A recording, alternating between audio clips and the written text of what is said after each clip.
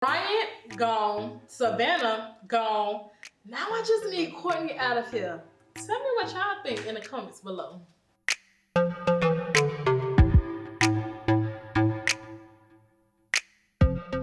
So going into episode 5, we are coming into Courtney going into the inner circle. Now y'all, this is all new. The inner circle was not a thing in the first season. So this is so interesting. But basically, Savannah was given the opportunity to name someone she wanted to win a game. And they got access to this inner circle plot twist. So of course it was given to Courtney because they was, circle dog. So now we see Courtney in this room and he is getting told the importance of this room, and basically the inner circle gives him the chance to meet 2 new players that is entering the game and have a conversation with them, and he can tell them whatever he wants. He will be talking to them under the identity of the Joker, and they will not know who is behind the Joker until he is eliminated from the game. Now, I'm gonna be honest, that is a big advantage in the game, and if it is done right, a lot of things can pull Courtney to the top. But my bias kicking in because I don't care for Courtney and I want him gone, so yeah, that's that.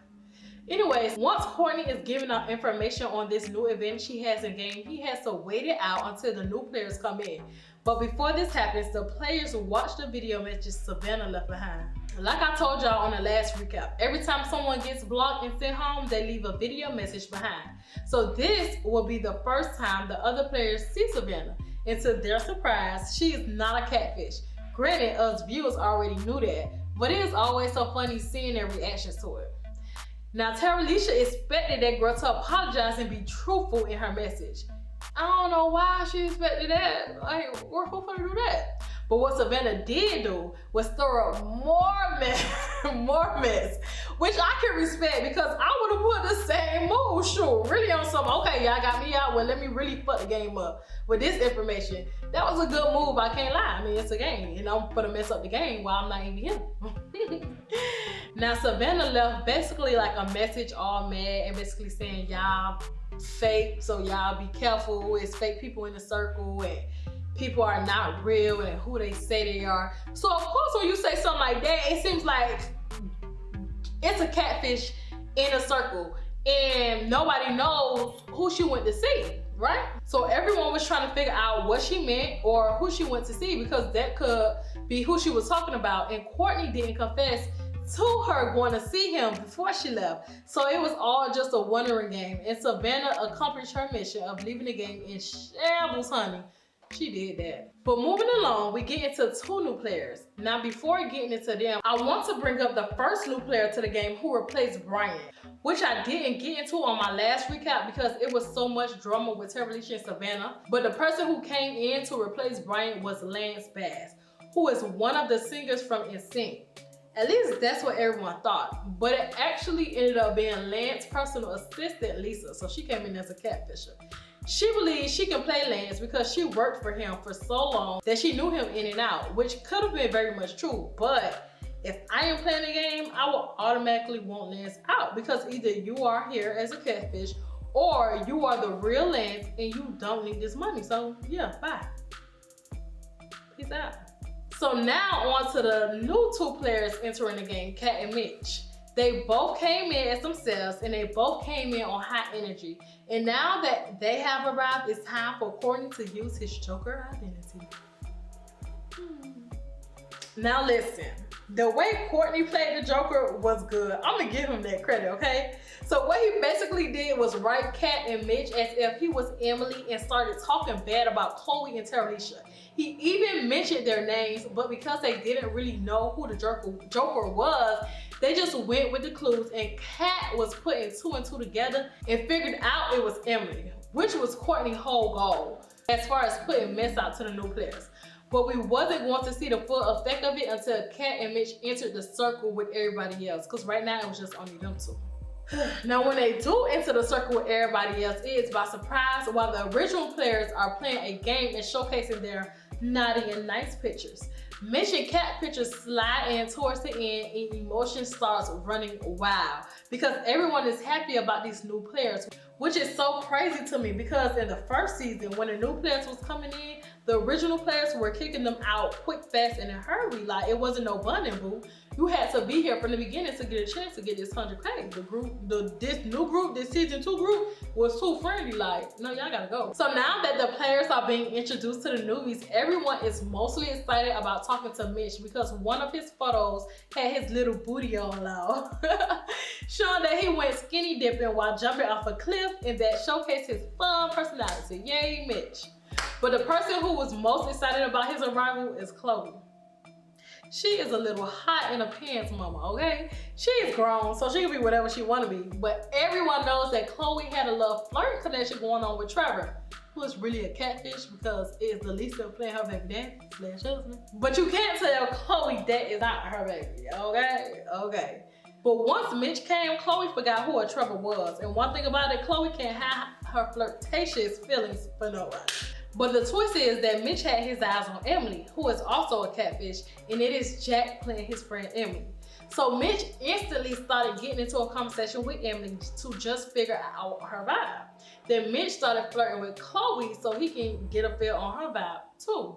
Even though the Joker said that she was fake, he wanted to see what she was about on his own terms, which I can respect. And the two was kicking it off real good. They were enjoying each other's conversation and they was flirting real hard. But the connection between the two stopped instantly when the guys had a chat and Trevor kind of let it be known that Chloe was his girl. Basically cop blocking so he wouldn't lose an ally, baby, because Chloe was out the door to Mitch, okay. And Mitch respected it and stopped flirting with Chloe so he could have Trevor as an ally. Plus, Mitch still had Emily, so he wasn't impressed. So while this whole love triangle is going on, Courtney is playing a strategic game with his anonymous Joker profile. And he had the opportunity to choose an influencer for the next blocking, which was hella big. So to keep his strategic game intact, he chose River, who is really catfish played by 58-year-old Lee. But Courtney was smart choosing River because River is very neutral in the game, which is boring. But if it gets him to the top, I mean, by all means, that's your game, player, hey? Once Courtney has picked River as the influencer, Circle let the players know about the Joker and what his power is in the game. But they still don't know who it is. And after it happens, it is everyone's turn to rate each other. And Terralisha is on the bottom again, which means she didn't put in enough work to clear her name. But more importantly, the person that ended up being an influencer was Courtney. And you know what? I don't care much about Courtney, but what I am going to say and what I am going to do is give him his props. He took advantage of using the Joker and it got him to the top. Granted, it was so weird because the game that Courtney is now playing is coming from a place of fighting Savannah battles because Savannah got voted off. For instance, Courtney has this huge hate for Emily, who never did anything to him. The only reason why he doesn't like Emily is because Emily voted Savannah out. But that's not your beef, Courtney, so let it go. He honestly could be friends with Emily and make Emily an ally, but he is so hooked under Savannah's spell and she isn't even Dynamo. Like, baby, let it go, play your own game. What you doing? But the person Courtney hates more than Emily is Terralisha. I just know once it was revealed that Courtney was not an influencer, Terralisha's heart dropped to her ass. It had to. It's nothing she can do or tell me that her ass didn't drop to. I would automatically thought I was out. Cause it was like a thing for real. Like a big thing. Which was odd because they never even spoke to each other. Okay, now that everybody knows who the influencers are, I feel like Terralisha knew she was at the bottom. Like she was literally already at the bottom, but she was real close to being butted off. And I guess to keep her mind off of it, she wanted to dig deep and find out who the Joker was. And I guess to keep her mind off of it, she wanted to dig deep and find out who the Joker was and find out what he said. So she went to Kat and asked her what was said. And Kat straight up told her that the Joker said, "You don't tell the truth and Chloe can't be trusted." And Terralisha instantly assumed it was Emily, which is what Courtney wanted, and he got it done. He played the role, baby. But my thing is with Terralisha was, how did you instantly assume it was Emily based off the information you was given? And Emily never gave you a reason to feel that way. So she didn't think it all the way through. And I think that is only because Emily's name wasn't mentioned in the mess. So, to Courtney. But now that we know River and Courtney are the two that will be sending someone home, it was time for them to choose. And of course, they went with Terralisha. And my good sis was blocked. But let me say this. The voting made me not like River because he was saved by Terralisha when she was an influencer and she went hard for him. And it was sad to see he didn't have no type of fight back for her when he was put in a position to save her. He turned his back on her as soon as everyone else did, and that was just so fake because he was the main one in her DMs calling her big sis and stuff like that. Like, no, I don't like that fake shit, period. Like, don't be a flip-flopper to me. Don't do that. And he flipped on her for no reason at all. That's the crazy part. He really had no reason to flip on her. Like, he was supposed to go hard for Terralisha, and he didn't do nothing. On top of that, Courtney gave River this sad little story about how Savannah told him that Terralisha wanted him blocked. And if Terralisha stayed, he thinks that he will be the next one to go. Which is all true, but oh well, that is Courtney's problem, not River's. So the fact that he didn't fight for Terralisha, his so-called big sister, was fake as fuck. And let's be honest, Terralisha is currently not a threat at all because she has been on the bottom for the last 2 ratings. Terralisha is in the process of trying to build herself back up. No one is really on her side, which means it would make sense to keep her. But because everyone is playing with their feelings and not their head, once again, they made an irrational move. So farewell, my good sis Terralisha. She got blocked and sent home, so it's time to move along. But before doing so, Terralisha had to go and visit one other player and also leave a video message. So she went to see Chloe, which is so funny because Chloe was starting to have doubts about Terralisha, beginning to think she was a catfish. But of course, feelings changed when Terralisha popped up in her room and started to give her the rundown on everything and told her that Emily was the Joker. Now Terralisha, come here sis. You had no business giving out false information like that before you left. Like, loud and wrong. But I get where your heart was, but it was just in the wrong place. You tried though. You did. Now on to her video message where she finally reveals herself to the players, and again, everyone couldn't believe she wasn't catfish. I must say she left on a humble note, basically saying that she wanted to be the real her, but she kept having to defend her character. That during the game she didn't lie, and also she said that she knew who the Joker was, and it ended on like this whole dramatic note. Which was also funny because Terralisha really don't know who the Joker is, but her confidence in knowing who the Joker is so funny. Like, it's a lot. Because my girl really thinks she got some tea, and she really just got a tea bag. Like, man, no. But as we are seeing the different reactions of the players to her video, we get to Courtney, who is basically yelling and screaming like Terralisha lied and she wanted him out the game and Savannah told him and all this.